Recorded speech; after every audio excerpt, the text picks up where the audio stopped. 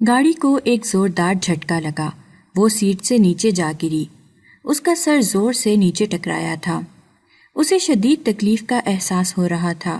وہ اپنی آنکھیں کھولنے کی کوشش کر رہی تھی، لیکن سر میں ہونے والے درد کی وجہ سے وہ اپنی آنکھیں نہیں کھول پا رہی تھی۔ اس کے کراہنے کی آواز سن کر وہاب بٹ نے پیچھے کی طرف دیکھا، جہاں وہ چھوٹی سی لڑکی درد کے مارے چیخ رہی تھی۔ اپنی بدصورت آواز میں چلانا بند کرو، تمہاری آواز میرے سر پر ہتھوڑے کی طرح بج رہی ہے۔ ایک مردانہ آواز جسے اس نے پہلے کبھی بھی نہیں سنا تھا۔ وہ سننے کے بعد اس نے اٹھنے کی کوشش کی، لیکن بندھے ہوئے پاؤں اور ہاتھوں کی وجہ سے اٹھنا بھی مشکل ہو گیا تھا۔ اس نے پوچھا کہ میں کہاں پر ہوں اور تم کون ہو؟ تم مجھے کہاں لے کر جا رہے ہو؟ میں تمہیں کوئی بھی جواب دینے کا پابند نہیں ہوں۔ تھوڑی ہی دیر بعد تمہیں پتہ چل جائے گا کہ تم کہاں پر جا رہی ہو، بلکہ تھوڑی ہی دیر بعد تمہیں تمہاری اوقات کے بارے میں بھی اچھی طرح سے علم ہو جائے گا۔ مجھے چھوڑ دو، ورنہ تمہارے ساتھ بہت ہی برا سلوک کیا جائے گا۔ ابھی تم میرے باپ کو نہیں جانتے۔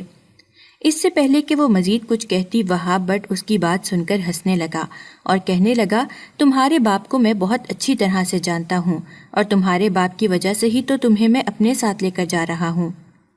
اب کی بار اسے اندازہ ہو گیا تھا کہ وہ اس وقت جس کی گاڑی میں بیٹھی ہوئی ہے، وہ شخص کوئی اور نہیں بلکہ اس کے باپ کے دشمنوں میں سے ہی ایک دشمن ہے۔ وہ جانتی تھی اس کے باپ کے دشمن بہت خطرناک ہیں، اسی وجہ سے ہی ان لوگوں کو ہمیشہ ہی احتیاط کرنے کی ہدایت کی جاتی تھی۔ یہی وجہ تھی کہ وہ کبھی بھی یونیورسٹی نہیں جا پائی تھی، کیونکہ اس کے باپ کو ڈر لگتا تھا کہ اگر اس نے گھر سے باہر قدم نکالا تو دشمن اس چیز کا ناجائز فائدہ اٹھائیں گے۔ وہ اپنی اولاد کو کسی بھی طرح کی تکلیف پہنچنے نہیں دینا چاہتے تھے۔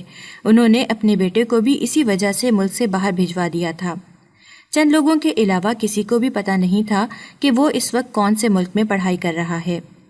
آج اس کی شادی کا دن تھا اور وہ تیار ہونے کے لیے پارلر گئی تھی۔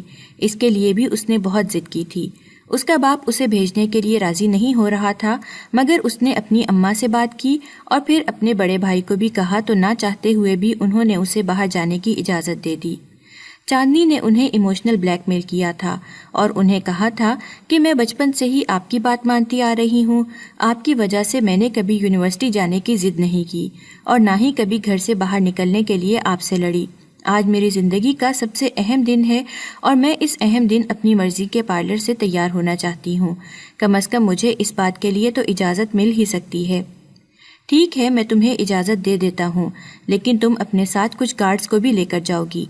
چاندنی نے جب اپنے بابا کی بات سنی تو انہیں کہہ دیا ٹھیک ہے، لیکن پھر جب وہ باہر نکلنے لگی تو اس نے اپنے گارڈز کو سختی سے منع کر دیا کہ اگر انہوں نے اس کے پیچھے جانے کی کوشش کی تو وہ ان کے بارے میں کوئی ایسی بات اپنے باپ کو بتا دے گی جس کے بعد انہیں نوکری سے نکال دیا جائے گا۔ یہ گارڈز کچھ دن پہلے ہی اس کے گھر میں آئے تھے۔ چاندنی اچھی طرح سے جانتی تھی کہ وہ ڈر جائیں گے، مگر ایسا کچھ بھی نہیں ہوا۔ ان گارڈز نے جا کر اس کے باپ کو ساری بات بالکل اسی طرح سے ہی بتائی جس طرح سے چاندنی نے انہیں کہی تھی۔ اس وقت بھی چاندنی کی اچھی خاصی عزت افزائی ہوئی، لیکن چونکہ اس کی شادی کے دن قریب تھے، اسی وجہ سے اس کی ماں نے اسے بچا لیا اور پھر اسے سختی سے ڈانٹتے ہوئے کہا کہ دوبارہ کبھی بھی اس طرح کی غلطی کرنے کی کوشش مت کرنا۔ اس حویلی میں جو بھی شخص ہے وہ تمہارے باپ کے حکم کا پابند ہے۔ مت بھولو کہ تمہارا باپ ہر ایک چیز پر نظر رکھتا ہے اور اس نے ہر جگہ ہی جاسوس رکھے ہوئے ہیں۔ اس عزت افزائی کے بعد چاندنی بہت زیادہ محتاط ہو گئی تھی، لیکن جب اس کی شادی کا دن آیا تب اسے تھوڑی سی خواہش محسوس ہو رہی تھی کہ چلو اب اسے اس قید سے آزادی مل جائے گی۔ وہ دل ہی دل میں دعا کر رہی تھی کہ اس کا شوہر اس کی سوچ سے بھی زیادہ اچھا ہو، وہ اس کی قدر کرتا ہو، اس کی عزت کرتا ہو۔ دراصل چاندنی کو ہمیشہ سے ہی ایسے لوگ اپنی طرف اٹریکٹ کرتے تھے جو عورتوں کی عزت کرتے تھے۔ بچپن سے ہی وہ دیکھتی آ رہی تھی کہ اس کے باپ کا رویہ اس کی ماں کے ساتھ بہت ہی برا ہوتا تھا۔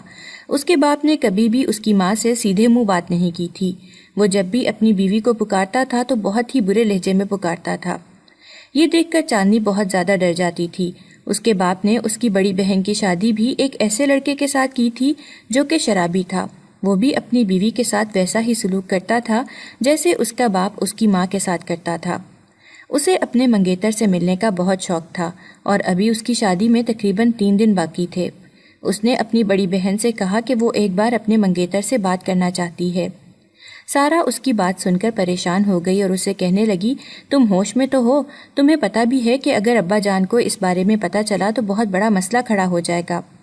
اس نے نفی میں سر ہلایا اور اسے کہا کہ ابا کو کوئی اس بارے میں نہیں بتا رہا، لیکن اگر تمہارے منگیتر نے ابا جان کو بتا دیا تو تمہیں اندازہ بھی ہے کہ وہ تمہارے ساتھ کتنا برا سلوک کریں گے۔ ارے باجی، میں یہی پتہ لگانے کے لیے تو اس سے بات کرنا چاہتی ہوں۔ میں دیکھنا چاہتی ہوں کہ وہ کس طرح کا انسان ہے، کیا وہ بھی ابا کی طرح ہی ہے اور آپ کے شوہر کی طرح ہی ظالم ہے، یا پھر وہ ایک اچھا انسان ہے؟ سارا کے چہرے پر زخمی مسکراہٹ پھیل گئی۔ سارا نے اسے کہا کہ فرض کرو تمہیں پتہ چل بھی جاتا ہے کہ وہ بالکل بھی اچھا انسان نہیں ہے، تو تم کیا کرو گی؟ کیا تم مجھ سے یہ شادی توڑ دو گی؟ نہیں، بالکل بھی نہیں، تم ایسا کچھ بھی نہیں کر سکتی، تمہارے ہاتھ میں کچھ بھی نہیں ہے۔ اگر مجھے پتہ چل جاتا ہے کہ وہ برا انسان ہے تو میں اپنے ابا جان سے بات کروں گی اور انہیں منانے کی کوشش کروں گی۔ اب کہ سارا زور زور سے ہنسنے لگی، جیسے اس کی اس بات کا مذاق بنا رہی ہو۔ پھر اس نے چاندنی کو بازوؤں سے پکڑا اور اسے جھنجھوڑتے ہوئے کہنے لگی، ہوش کی دنیا میں آ جاؤ، اس حویلی میں ایسا کچھ بھی نہیں ہوتا۔ اس حویلی میں لڑکیوں کی باتیں نہیں سنی جاتی، بلکہ لڑکیوں کے اوپر صرف اور صرف اپنی مرضیوں کو مسلط کیا جاتا ہے۔ اسی لیے مسلط کیا جاتا ہے کیونکہ لڑکیاں خاموشی سے سر جھکانے کے لیے تیار ہو جاتی ہیں۔ اگر آپ بہادری کا مظاہرہ کرتیں اور اس وقت اس انسان سے شادی سے انکار کر دیتیں تو شاید آج آپ کی زندگی بہت ہی مختلف ہوتی۔ بس کر جاؤ، خدا کے لیے بس کر جاؤ، بار بار اس وقت کو یاد نہ کرو، مجھے بہت تکلیف ہوتی ہے، سارا نے اونچی آواز میں چلاتے ہوئے کہا۔ چاندنی جذباتی ہو گئی اور کہنے لگی، نہیں کروں گی، بس میں بولتی رہوں گی، اس وقت تک بولتی رہوں گی جب تک آپ کے اندر ہمت نہیں پیدا ہو جاتی۔ تم میرے ماضی کے بارے میں کچھ بھی نہیں جانتی، بلکہ کوئی بھی میرے ماضی کے بارے میں کچھ نہیں جانتا۔ اس دن جو بات ہوئی تھی وہ میرے اور ابا جان کے درمیان ہوئی تھی۔ تمہیں کیا لگتا ہے کہ کیا میں نے اس رشتے سے انکار نہیں کیا تھا؟ کیا میں نے اپنے حق کے لیے آواز نہیں اٹھائی تھی؟ میں نے منع بھی کیا تھا اور آواز بھی اٹھائی تھی۔ اس دن میں ابا جان کو منع کرنے کے لیے ہی گئی تھی، لیکن پھر یہ کہہ کر وہ پھوٹ پھوٹ کر رونے لگی۔ چاندنی بہت زیادہ پریشان ہو گئی۔ وہ تیزی سے باجی کے پاس گئی اور ان سے معافی مانگتے ہوئے کہنے لگی، باجی، اگر آپ کو میری بات سن کر تکلیف پہنچی ہے تو مجھے معاف کر دیں۔ میرا مقصد آپ کو تکلیف پہنچانا نہیں تھا، بلکہ میں تو صرف یہ چاہ رہی تھی کہ آپ اس جہنم سے باہر نکل جائیں۔ میں اس جہنم سے باہر نہیں نکل سکتی چاندنی، کیونکہ اس جہنم میں داخل کرنے والا شخص کوئی اور نہیں بلکہ میرا باپ ہی ہے۔ صرف میرا باپ ہے جو مجھے اس سب سے باہر نکال سکتا ہے، لیکن میرے باپ کی آنکھوں پر دولت کی پٹی بندھی ہوئی ہے۔ وہ صرف اور صرف مجھے اس وجہ سے اپنے شوہر کے ساتھ رہنے پر مجبور کرتے ہیں کیونکہ میرے شوہر نے ان کے ساتھ پارٹنرشپ کی ہوئی ہے۔ بابا کو ڈر لگتا ہے کہ اگر یہ پارٹنرشپ ختم ہو گئی تو ان کی بہت بڑی رقم ضائع ہو جائے گی۔ انہیں اپنی بیٹیوں سے محبت نہیں ہے، انہیں صرف اور صرف دولت سے محبت ہے۔ میں اس دن ابا جان کو منع کرنے کے لیے گئی تھی، لیکن ابا جان نے مجھے کہا تھا کہ اگر میں نے ان کی پسند سے شادی نہ کی تو وہ میری ارسلان سے شادی کروا دیں گے۔ چاندنی کا منہ حیرت سے کھلا کا کھلا رہ گیا، کیونکہ ارسلان ایک نوکر کا بیٹا تھا۔ یہ کیسے ہو سکتا ہے؟ ابا جان آپ کے ساتھ ایسا کیسے کر سکتے ہیں؟ ایسا ہو چکا ہے چاندنی، میں نہیں چاہتی کہ تمہارا نصیب بھی میری طرح کا ہی ہو، مگر میں تمہارے لیے دعا کے علاوہ اور کچھ بھی نہیں کر سکتی۔ یہ کہہ کر وہ خاموش ہو گئی اور کمرے سے باہر نکل گئی، جبکہ چاندنی کے ذہن میں کچھ سال پہلے کا واقعہ گھوم گیا جب یوں اچانک ہی اس کی بہن کے لیے رشتہ آ گیا تھا۔ اس کے ابا بہت پرجوش تھے، لیکن اس کی بہن راضی نہیں تھی کیونکہ وہ ایک بار لڑکے سے مل چکی تھی اور اس لڑکے نے اس کی بہن کے ساتھ زبردستی کرنے کی کوشش کی تھی، لیکن سارا کی قسمت اچھی تھی جو وہ بچ گئی تھی۔ سارا بہت زیادہ خوفزدہ ہو گئی تھی۔ اس نے چاندنی کو آ کر یہ بات کہی تو چاندنی نے اسے ابا کے پاس بھیجا تھا اور کہا تھا کہ ابا کو جا کر انکار کر دو۔ جب سارا واپس آئی تو اس کے چہرے کے تاثرات بالکل سپاٹ تھے، کسی بھی قسم کی نرمی موجود نہیں تھی۔ اس نے چاندنی کو دو ٹوک انداز میں کہا کہ میں اس شادی سے انکار نہیں کروں گی، بہتر یہی ہے کہ تم بھی فضول باتیں کرنا چھوڑ دو اور آج کے بعد دوبارہ میرے سامنے کبھی بھی میرے شوہر کو برے الفاظ میں یاد نہیں کرنا۔ چاندنی اس کی یہ باتیں سن کر بہت زیادہ حیران ہوئی تھی۔ وہ کافی دیر تک ان کوششوں میں لگی رہی کہ سارا اسے کچھ بتا دے، لیکن سارا نے اپنے منہ سے ایک لفظ بھی ادا نہیں کیا اور پھر خاموشی سے چند دنوں کے بعد رخصت ہو کر یہاں سے ہمیشہ ہمیشہ کے لیے چلی گئی۔ کچھ مہینے تو بہت ہی اطمینان سے گزر گئے۔ اس دوران سارا نے کسی کو بھی کچھ نہیں بتایا تھا۔ ایک دن چاندنی کمرے کے اندر اچانک ہی داخل ہو گئی۔ اس وقت سارا کپڑے پہن رہی تھی۔ اچانک ہی چاندنی کی نظر اس کی کمر پر پڑی۔ اس کی کمر کی حالت کو دیکھ کر اس نے زور سے چیخ ماری۔ چیخ کی آواز سن کر اس کی ماں بھی کمرے کے اندر داخل ہو گئی اور پھر ان دونوں کے لاکھ کہنے پر سارا نے اپنی کمر ماں بہن کو دکھائی۔ عالیہ بیگم کی آنکھوں سے تیزی سے آنسو بہہ رہے تھے۔ وہ سوچ بھی نہیں سکتی تھیں کہ ان کا داماد ان کی بیٹی پر اتنا ظلم کر سکتا ہے۔ چاندنی نے اپنی اماں کو بتایا کہ وہ شراب کا عادی ہے، روز وہ شراب پی کر آتا ہے اور مجھے مارتا ہے۔ صبح اٹھ کر وہ یہ بات بالکل بھول جاتا ہے اور یوں برتاؤ کرنے لگتا ہے جیسے میں اس کے لیے بہت اہم ہوں۔ اس دن سارا کھل کر روئی تھی، اور پھر چند سالوں کے بعد جب چاندنی کے لیے رشتہ آیا تو سارا نے سب سے پہلے اپنے ابا سے جا کر یہ بات کی۔ اس کے باپ نے اسے ڈانٹ کر خاموش کروا دیا اور اسے کہنے لگا کہ اگر تم نے میرے سامنے زبان چلانے کی کوشش کی تو میں تمہارے شوہر کو کہہ کر تمہیں طلاق دلوا دوں گا۔ صرف یہی نہیں بلکہ تمہیں اپنے گھر میں بھی داخل نہیں ہونے دوں گا، پھر ساری زندگی سڑکوں پر در بدر پھرتی رہنا۔ اپنے باپ کی باتیں سن کر اسے بہت دکھ ہوا تھا۔ وہ کافی دنوں تک یہی سوچتی رہی تھی کہ آخر ایسا کون سا باپ ہے جو اپنی بیٹیوں کے ساتھ اس طرح کی باتیں کرتا ہے، جو اپنی بیٹیوں کے گھر خود ہی توڑنے کی دھمکیاں دیتا ہے۔ وہ بہت زیادہ پریشان ہو گئی تھی۔ جس طرح کا اس کے باپ کا رویہ تھا اسے شک ہو رہا تھا کہ وہ چاندنی کے ساتھ بھی وہی سب کچھ کرنے والے ہیں جو کچھ اس کے ساتھ ہوا تھا۔ اب اس نے اپنی نمازوں کو مزید لمبا کر دیا تھا۔ ہر نماز کے بعد وہ اللہ کے حضور گڑ گڑا کر چاندنی کے لیے دعا کرتی تھی کہ چاندنی ان سب چیزوں سے بچ جائے۔ وہ جانتی تھی کہ چاندنی بہت معصوم ہے اور وہ چالاکیاں بالکل بھی نہیں جانتی۔ اگر وہ کسی ایسے انسان کے ہتھے چڑھ گئی جو اس کی قدر کرنا نہ جانتا ہوا تو چاندنی بہت بری طرح سے ٹوٹ جائے گی۔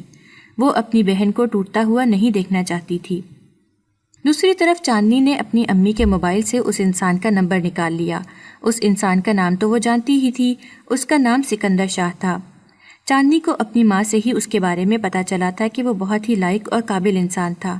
چاندنی کو یہ بھی ابھی پتہ چلا تھا کہ اس نے اپنی زندگی کے 7 سال ملک سے باہر گزارے تھے۔ یہ سوچ کر چاندنی کے ذہن میں ہزاروں طرح کے وسوسے جنم لینے لگے تھے کہ نہ جانے اس کی وہاں پر کتنی لڑکیوں کے ساتھ دوستی رہی ہوگی اور نہ جانے کتنی لڑکیوں کے ساتھ اس نے وقت گزارا ہوگا۔ امیر زادوں کے بارے میں یہ بات تو وہ بھی اچھی طرح سے جانتی تھی کہ وہ حسن کے دیوانے ہوتے ہیں اور حسن کو حاصل کرنے کے لیے وہ کسی بھی حد سے گزر جاتے ہیں۔ بلا شبہ وہ صرف ایک لڑکی سے شادی کرتے ہیں، لیکن اپنی بیوی کو کبھی بھی وہ لوگ وہ محبت نہیں دے پاتے جس محبت پر ان کی بیوی کا حق ہوتا ہے۔ ہمیشہ ہی اپنی بیوی کے حصے کی محبت وہ دوسری عورتوں میں بانٹتے پھرتے ہیں۔ وہ صرف اس وقت اپنی بیوی کے قریب آتے ہیں جب ان کے پاس کوئی دوسرا آپشن نہیں ہوتا۔ اسے اس طرح کے لوگوں سے بہت ہی خوف محسوس ہوتا تھا۔ وہ ہمیشہ اپنے رب سے یہ دعا کرتی تھی کہ اس کے نصیب میں کوئی ایسا انسان آئے جو نہ ہی بہت امیر ہو اور نہ ہی بہت غریب، بلکہ وہ متوسط گھرانے سے تعلق رکھتا ہو اور بس عورت کی عزت کرنا جانتا ہو۔ اسے عزت کے علاوہ اور کسی چیز کا لالچ نہیں تھا۔ جب اس نے اس انسان سے پہلی بار بات کی تو اسے بہت ہی اچھا محسوس ہوا تھا۔ وہ انسان اس کی سوچ سے بھی زیادہ اچھا تھا اور بہت ہی عزت کے ساتھ پیش آ رہا تھا۔ اس کی کسی بھی بات سے یہ اندازہ نہیں ہو رہا تھا کہ وہ مغرور ہے یا پھر وہ عورتوں کے ساتھ برا سلوک کرتا ہے۔ اس کی باتیں سن کر چاندنی کو بہت ہی خوشی محسوس ہوئی تھی۔ اس کے دل میں جو ڈر بیٹھا ہوا تھا وہ ڈر بھی دور ہو گیا تھا۔ سکندر شاہ نے اسے بتایا تھا کہ وہ اپنی مرضی سے چاندنی کے لیے رشتہ لایا ہے۔ دراصل 1 سال پہلے ہی چاندنی اپنے جاننے والے کی شادی پر گئی تھی۔ وہاں پر ہی سکندر شاہ نے اسے دیکھا اور اسے پسند کر لیا تھا۔ سکندر شاہ کو یہ معصوم چھوٹی سی لڑکی بہت اچھی لگی تھی جو اس وقت کالے رنگ کے فراک میں ملبوس آسمان سے اتری ہوئی کوئی پری لگ رہی تھی۔ وہ وہاں پر موجود سب لڑکیوں میں نمایاں تھی۔ سکندر کو ہمیشہ سے ہی ایسی بیوی چاہیے تھی جو اس کے ساتھ قدم سے قدم ملا کر چل سکے اور جس کے ساتھ چلتے ہوئے سکندر شاہ کو ذرا بھی شرمندگی نہ ہو۔ سکندر شاہ حسن کو بہت اہمیت دیتا تھا اور حسن کی بہت قدر کرتا تھا۔ چاندنی سے بھی وہ اسی وجہ سے ہی شادی کر رہا تھا کیونکہ چاندنی حسن کی دولت سے مالا مال تھی، مگر چاندنی اس بات سے بالکل انجان تھی۔ وہ یہ سمجھ رہی تھی کہ وہ انسان اس کی اچھی سیرت کی وجہ سے اسے اپنا رہا ہے، کیونکہ وہ جب بھی کسی انسان میں کوئی چیز دیکھتی تھی تو وہ سیرت ہی تھی جو چاندنی کو اپنی طرف متوجہ کرتی تھی۔ شادی کے دن اس کے باپ نے اپنے وعدے کے مطابق اسے پارلر بھیج دیا، لیکن اچانک ہی اس کا موبائل بجا۔ اس نے نمبر دیکھا تو ایک انجان نمبر تھا۔ اس نے کال اٹھا لی اور اس سے کسی نے باہر آنے کے لیے کہا اور اسے یہ بھی کہا کہ آپ کا ایک پارسل آیا ہوا ہے۔ چاندنی ٹھہری صدا کی بے وقوف لڑکی، نہ اس نے کچھ سوچا نہ سمجھا اور تیزی سے پارلر کے دروازے سے باہر نکل گئی۔ ابھی اس نے صرف ایک قدم ہی باہر نکالا تھا کہ کسی نے اس کا ہاتھ کھینچ کر اسے پورا کا پورا باہر نکال دیا۔ جب اس کی نظر دائیں جانے پڑے بے ہوش گارڈ پر پڑی تو اس کی رہی سہی ہمت بھی ختم ہو گئی۔ اسے شدت سے کچھ غلط ہونے کا احساس ہوا۔ وہ سر اٹھا کر دیکھنا چاہتی تھی لیکن اس سے پہلے ہی کسی نے اس کی ناک پر رومال رکھ کر اسے بے ہوش کر دیا۔ اب جب اسے ہوش آیا تھا تو وہ گاڑی میں نیچے گری ہوئی تھی۔ وہاب بٹ بہت غصے سے اس لڑکی کی طرف دیکھ رہا تھا جو اس کے سب سے بڑے دشمن کی بیٹی تھی۔ چاندنی نے جب یہ دیکھا کہ وہ اس پر روب نہیں جما پا رہی تو چاندنی نے اس کی منتیں کرنا شروع کر دیں اور اسے کہنے لگی، خدا کے لیے مجھے چھوڑ دو، خدا کے لیے مجھے جانے دو، ورنہ میرے باپ کو بہت زیادہ شرمندگی ہوگی۔ آج میری شادی کا دن ہے اور میں اپنی شادی کے دن وہاں پر موجود نہ ہوئی تو پورے زمانے کے سامنے میرے باپ کی بے عزتی ہو جائے گی۔ وہ لڑکا مسکرانے لگا اور کہنے لگا کہ مجھے اس چیز کی بالکل بھی فکر نہیں ہے، میں تو تمہیں اپنے ساتھ اس وجہ سے لایا ہوں کیونکہ میں تم سے تمہارے باپ کا بدلہ لینا چاہتا ہوں۔ تم مجھ پر ظلم کر کے صرف اور صرف اپنی آخرت ہی خراب کرو گے، چاندنی نے اب کی بار چلاتے ہوئے کہا۔ آخرت تو تمہارا باپ اپنی خراب کر چکا ہے، اگر تمہیں اپنے باپ کی حرکتوں کے بارے میں علم ہو جائے تو میں یقین سے کہتا ہوں کہ تم کبھی بھی اسے اپنا باپ کہنا پسند نہیں کرو گی، بلکہ تم اس کے سائے سے بھی پناہ مانگنا شروع کر دو گی۔ آخر میرے باپ نے ایسا کیا کیا ہے؟ اس کی بات سن کر وہاب بٹ کے چہرے پر ایک زخمی سی مسکراہٹ پھیل گئی۔ اس نے چاندنی کو کہا کہ بہت جلد ہی تمہیں اس بارے میں بتا دوں گا کہ تمہارے باپ نے کیا کیا ہے، فی الحال خاموشی سے بیٹھی رہو۔ وہ چھوٹی سی تنگ جگہ تھی جس کے اندر چاندنی پھنسی ہوئی تھی۔ چاندنی نے وہاب بٹ کو کہا کہ اس وقت مجھے بہت تکلیف کا احساس ہو رہا ہے، کم از کم مجھے سیٹ کے اوپر تو بٹھا دو۔ نہ چاہتے ہوئے بھی وہاب بٹ نے گاڑی روک دی۔ وہ تیزی سے پیچھے گیا اور چاندنی کو نیچے سے اٹھایا۔ چاندنی کے چہرے سے جیسے ہی بال ہٹے، وہاب بٹ ایک لمحے کے لیے اپنی نظر پلٹنا ہی بھول گیا۔ وہ لڑکی بلا کی خوبصورت تھی اور اس میں بہت کشش بھی تھی۔ آج سے پہلے اس نے اس قدر خوبصورت لڑکی پہلے کبھی بھی نہیں دیکھی تھی۔ چاندنی نے جب اپنے چہرے پر اس کی نظروں کی تپش کو محسوس کیا تو وہ کنفیوز ہونے لگی۔ آج سے پہلے اسے کبھی بھی کسی لڑکے نے اس طرح سے نہیں دیکھا تھا، بلکہ وہ آج تک کبھی کسی لڑکے کے اتنے قریب گئی بھی نہیں تھی۔ اس کا دل تیزی سے دھڑک رہا تھا، اسے شدت سے کچھ غلط ہونے کا احساس ہونے لگا۔ اسی لمحے وہاب کا فون بجا اور وہ جلدی سے فون کی طرف متوجہ ہو گیا۔ چاندنی کو اس نے پچھلی سیٹ پر بٹھایا اور دروازے کو لاک کر کے دوبارہ سے آگے بڑھ گیا۔ یار وہاب جلدی کرو، ہمارے پاس زیادہ وقت نہیں ہے۔ تقریباً 1 گھنٹے کے بعد چاندنی کے گھر والے اسے لینے کے لیے پارلر چلے جائیں گے۔ دراصل چاندنی 3 گھنٹوں کا وقت لے کر پارلر آئی تھی۔ اسے وہاں سے اٹھانے کے بعد وہاب نے پارلر کے اونر کو کال کی تھی جو اس کے ایک دوست کا ہی بھائی تھا۔ اس نے جب اسے صورتحال کے بارے میں بتایا تو اس انسان نے وہاب کو تسلی دی اور کہنے لگا کہ فکر مت کرو، ہم چاندنی کے گھر والوں کو بتا دیں گے کہ اسے تیار کرنے میں کم از کم 4 گھنٹے لگیں گے۔ ویسے بھی ابھی آپ کے پاس 1 گھنٹہ موجود ہے، 1 گھنٹے کے اندر آپ اسے نکاح کر کے واپس یہاں پر چھوڑ کر جا سکتے ہیں۔ وہاب بٹ نے صرف اور صرف اس سے نکاح کرنا تھا تاکہ اس کے باپ کو سب لوگوں کی نظروں کے سامنے گرا سکے۔ وہ جانتا تھا کہ چاندنی کبھی بھی نکاح کے اوپر نکاح نہیں کرے گی۔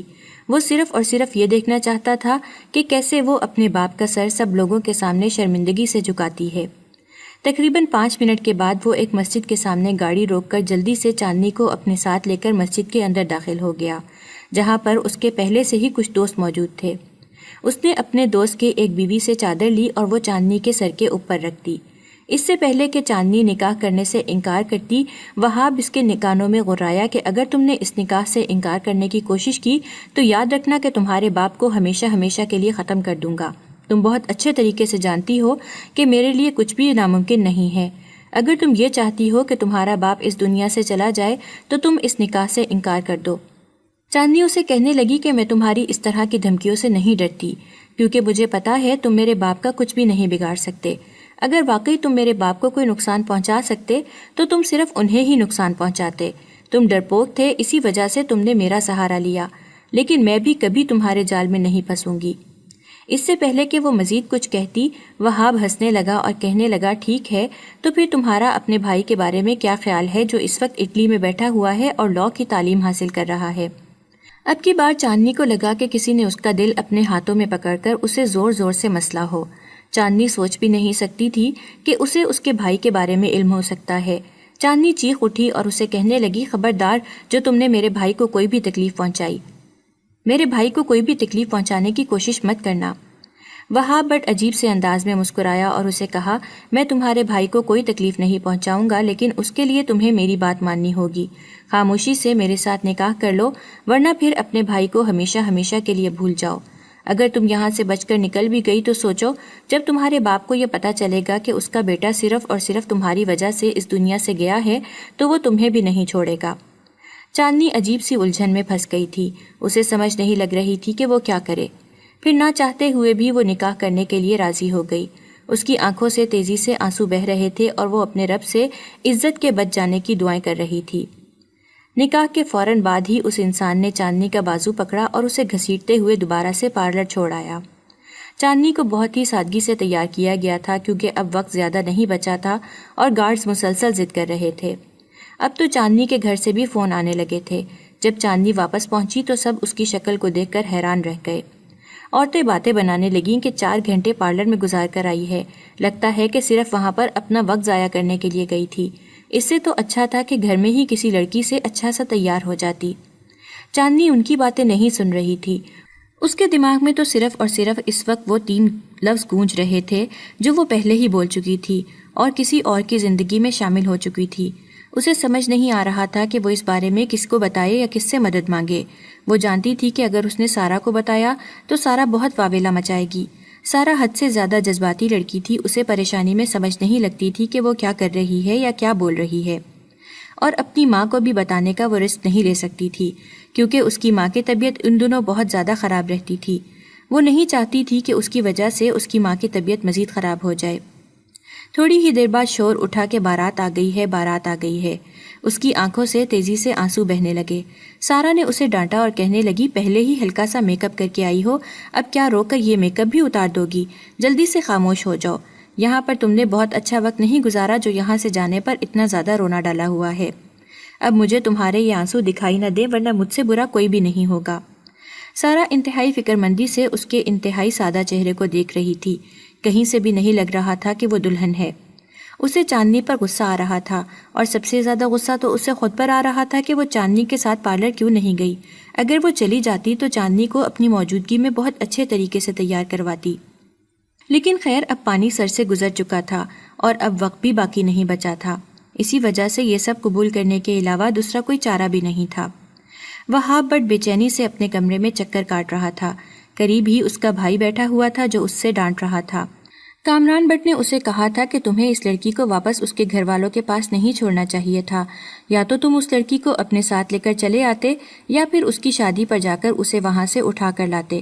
تم نے اس لڑکی کو واپس اس کے گھر بھیج کر بہت بڑی غلطی کر دی ہے۔ تم بہت اچھی طرح سے جانتے ہو کہ وہ انسان بہت ہی بے غیرت ہے، اس کی اولاد بھی بے غیرت ہی ہوگی۔ اگر وہ لڑکی اس شخص کے ساتھ چلی گئی اور اس نے تمہارے نکاح کی پرواہ نہ کی تو سوچو نہ صرف تمہیں گناہ ملے گا بلکہ اس کے ساتھ ساتھ تمہاری کیا عزت رہ جائے گی۔ تمہاری بیوی کسی اور کے ساتھ سو رہی ہے اور کسی اور کے ساتھ زندگی گزار رہی ہے۔ کامران بٹ نے وہاب بٹ کی عزت پر وار کیا تھا اور وہاب بٹ اسی وقت ہی جذباتی ہو گیا۔ اس نے فیصلہ کیا تھا کہ اب وہ اس کی شادی پر جائے گا اور اس کا ہاتھ پکڑ کر وہاں سے لائے گا، چونکہ اس کے پاس نکاح نامہ بھی موجود تھا۔ اس وجہ سے اسے یقین تھا کہ کوئی بھی اسے نہیں روک پائے گا۔ یہ اچھا طریقہ تھا، بلکہ یہ بہترین تھا کہ وہ سب کے سامنے جا کر اس انسان کا منہ کالا کرتا۔ چاندنی کو سٹیج پر جا کر بٹھا دیا گیا۔ تھوڑی ہی دیر بعد ان کا نکاح شروع ہو جانا تھا۔ مولوی ابھی تک نہیں آیا تھا۔ سکندر شاہ بہت ہی شوق سے اپنی بیوی کے چہرے کو دیکھ رہا تھا۔ وہ سوچ بھی نہیں سکتا تھا کہ اس کی بیوی سادگی میں بھی اس قدر غضب ڈھائے گی۔ وہ تھوڑا سا چاندنی کی طرف جھکا اور اسے کہنے لگا، تم اس سادہ سے حلیے میں بھی بہت خوبصورت لگ رہی ہو، لیکن اگر تم دلہن کی طرح تیار ہو جاتی تو مجھے زیادہ اچھا لگتا۔ چلو کوئی بات نہیں، تمہیں اگر ایسے پسند ہے تو ایسے ہی صحیح۔ اس کی باتیں اور اس کا لہجہ سن کر چاندنی کی آنکھوں میں آنسو آ گئے۔ وہ بہت دھیمے لہجے میں بات کر رہا تھا اور چاندنی کو اس کی اہمیت کا احساس دلا رہا تھا۔ وہ چاندنی کو یہ بتا رہا تھا کہ چاندنی کی مرضی اس کے لیے بہت زیادہ اہمیت رکھتی ہے اور وہ ہمیشہ ہی چاندنی کو اس کی مرضی سے زندگی گزارنے کا حق دے گا۔ چاندنی بھی تو یہی خواہش کرتی تھی کہ اس کا شوہر اس کی قدر کرتا ہو۔ تھوڑی دیر تک وہاں پر خاموشی چھائی رہی اور سکندر شاہ دوبارہ سے اس کی طرف جھکا اور بولا، میں بہت زیادہ بے چین ہوں، تمہیں اپنی زندگی میں شامل کرنے کے لیے میں نے بہت کوششیں کی ہیں اور تم مجھے بڑی محنت کے بعد ہی حاصل ہوئی ہو، ورنہ تمہارے ابا جان تو تمہیں میرے حوالے کرنے کے لیے راضی ہی نہیں ہو رہے تھے۔ چاندنی خواہش کر رہی تھی کہ وہ خاموش ہو جائے، کیونکہ وہ جانتی تھی کہ اگر وہ اسی طرح کی ہی باتیں کرتا رہا تو چاندنی صبر کا دامن چھوڑ دے گی اور وہیں بیٹھ کر پھوٹ پھوٹ کر رونے لگے گی۔ اس کے گلے میں آنسوؤں کا گولا اٹکا ہوا تھا، جس کی وجہ سے وہ کچھ بھی نہیں کہہ پا رہی تھی، نہ ہی وہ اس کی آنکھوں میں دیکھ پا رہی تھی۔ اچانک ہی سکندر شاہ بولا، شکر ہے مولوی آ گیا ہے۔ وہ بچوں کی طرح ایکسائٹڈ ہو رہا تھا۔ اب کی بار چاندنی نے تکلیف کے مارے اپنی آنکھیں بند کر لی۔ اس سے پہلے کہ مولوی نکاح شروع کرتا وہاں پر ہلچل مچ گئی۔ چند لوگ تیزی سے اس ہال کے اندر داخل ہوئے۔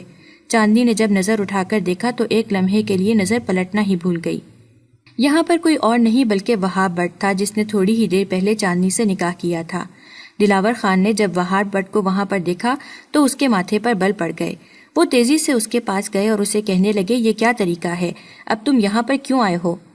وہاب بٹ ان کی بات سن کر مسکرانے لگا اور کہنے لگا کہ میں اپنی بیوی کو لینے کے لیے یہاں پر آیا ہوں۔ اب کی بار چاندنی کو لگا کہ اس کے جسم سے روح نکل جائے گی۔ دلاور خان حیران ہو گئے اور سوالیہ نظروں سے وہاب بٹ کی طرف دیکھنے لگے۔ پھر وہ اس پر چلائے اور بولے کہ یہ کیا بکواس ہے؟ تمہاری بیوی کا یہاں پر کوئی کام نہیں ہے، جلدی سے یہاں سے نکلو۔ انہوں نے اپنے گارڈز کو آواز دی، لیکن وہاب بٹ کے ساتھ آئے ہوئے آدمیوں نے ان کے گارڈز کو بھی اپنے قابو میں کر لیا۔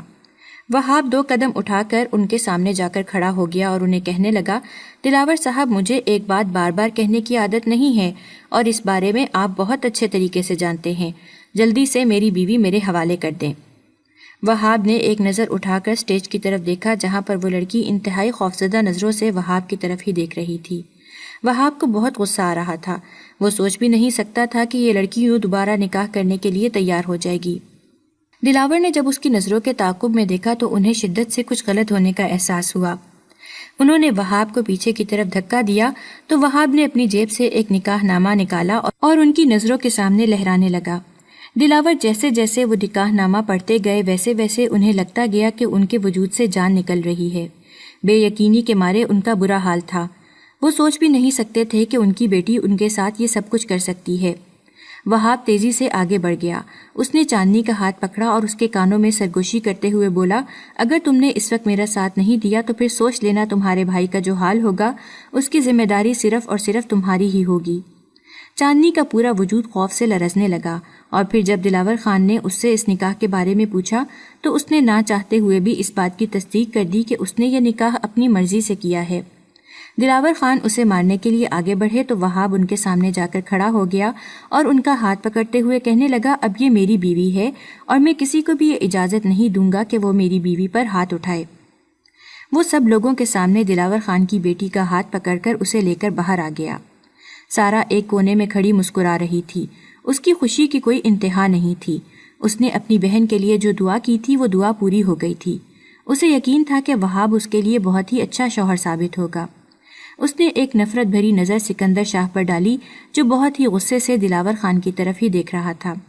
سکندر شاہ کے بارے میں اس نے اپنے شوہر سے پوچھا تھا تو اس کا شوہر ہنس پڑا تھا اور سارا کو کہا تھا کہ تمہیں میں کیسا لگتا ہوں؟ سارا کے منہ سے بے ساختہ نکلا تھا کہ آپ مجھے بہت برے لگتے ہیں۔ اس کا شوہر دوبارہ سے بے غیرتوں کی طرح ہنسا تھا اور پھر اس نے اسے بتایا تھا کہ سکندر شاہ مجھ سے بھی 2 ہاتھ آگے ہے، سوچو پھر تمہاری بہن کا کیا حال ہوگا۔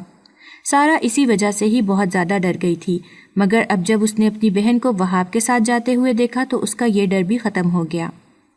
وہاب اسے گھسیٹتے ہوئے کمرے کے اندر لے کر گیا اور اسے کہا کہ تم کیا سوچ کر اس نکاح کے لیے تیار ہو گئی تھی؟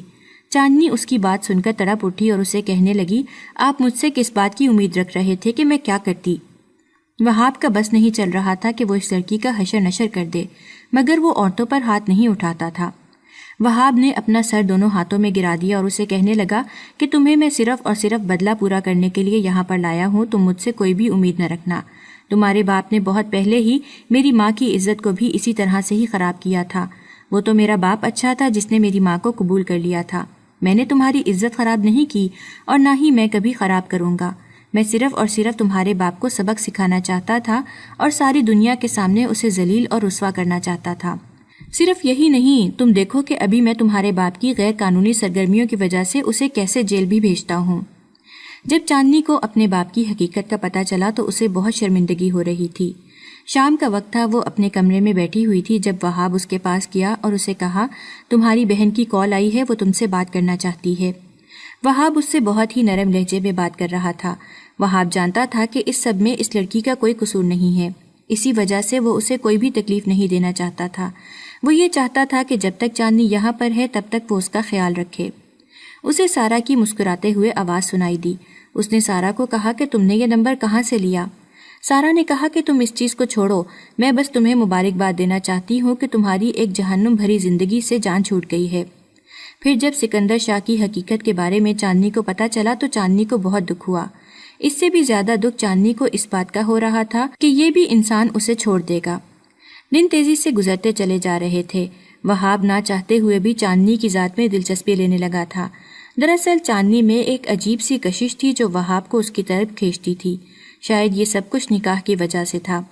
اور پھر ایک دن وہاب نے چاندنی کو جائے نماز پر بیٹھ کر روتے ہوئے دیکھا تھا۔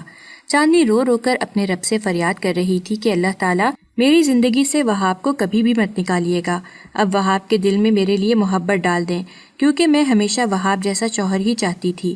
اب جب آپ نے مجھے ایسا شوہر عطا کر دیا ہے تو اس کے ساتھ میری زندگی کا سفر بھی لمبا کر دیں۔